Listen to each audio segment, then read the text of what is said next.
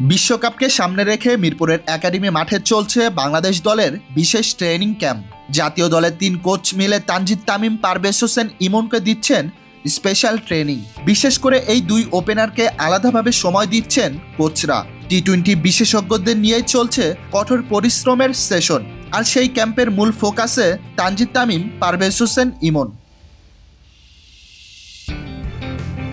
বিশ্বকাপে শক্তিশালী ওপেনিং গড়তে সালাউদ্দিন, ফিল সিমন্সদের এই বাড়তি মনোযোগ।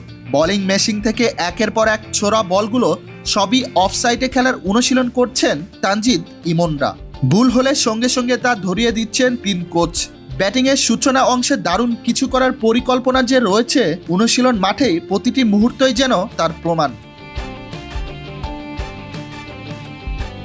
চলতি বছরে বাংলাদেশ দলের আর কোনো খেলা নেই, তবে 2025 সালের সবচেয়ে উজ্জ্বল সময়টা কেটেছে তরুণ ওপেনার তানজিদ তামিমের। 27 ম্যাচে 8টি 50-তে করেছেন 775 রান।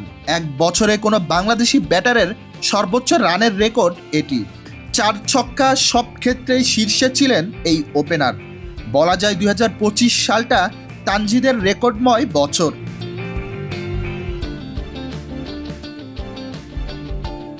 বাংলাদেশ দলের অনেক ব্যাটারের অফসাইডে খেলার দক্ষতা তুলনামূলক কম, আর তাই টি-20 ব্যাটারদের নিয়ে অফসাইডে খেলার অভিজ্ঞতা বাড়ানোর জন্য এই স্পেশাল ট্রেনিং।